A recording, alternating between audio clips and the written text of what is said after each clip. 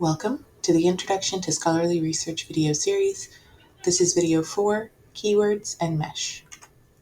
By the end of this tutorial, students will understand the importance of synonyms in searching, be able to pull keywords and synonyms from their PICO question, and know how to use the MeSH database to find the umbrella terms relevant to their search.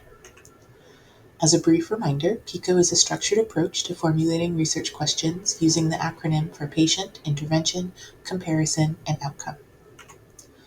From a broad concept, topic, or idea, we pull out the salient pieces of information, fit them into the PICO acronym, and build an answerable question. Once you have a PICO question, the next step is to pull out some keywords from your question using both your own knowledge and MeSH. Having more than one way to say something is important, as it will help you find more resources focused on your topic. As a simple example, think of all the ways that you can express that something is good, and that if you were confined to only using the word good, think of all that would be missed. We already have what I call our PICO terms, the terms we pull out of the scenario to make our question. We're going to use those to fill out the rest of the keyword table. The first thing you want to do is try to think of synonyms on our own. What other terms could we come up with for heart attack, yoga, exercise, and benefits?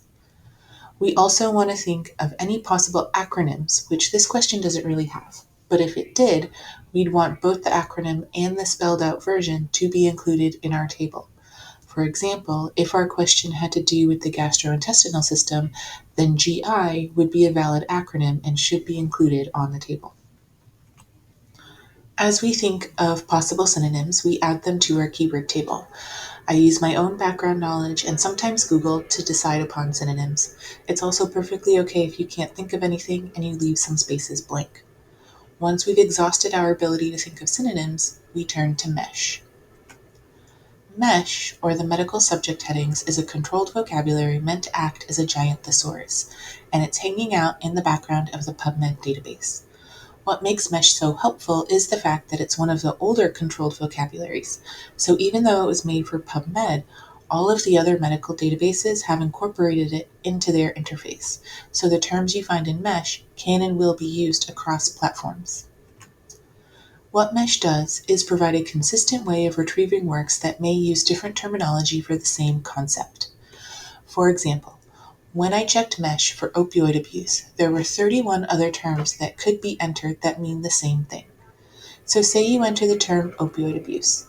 Without MeSH, you wouldn't also retrieve articles pertaining to opioid addiction or opiate abuse, terms that authors may have used in papers that would be totally relevant to your search. But without MeSH, they aren't caught in your net. With MeSH, databases can link all 31 possible terms together under an umbrella term, opioid-related disorder, so that when you search using the umbrella term, you don't also have to include all 30 plus alternatives. It'll be done automatically for you. Let's go see what exactly I'm talking about. You get to the MeSH database through PubMed, which you access from the library's website. Towards the middle, you see MeSH database, and here is where we would enter our PICO terms or synonyms. So if we start with heart attack,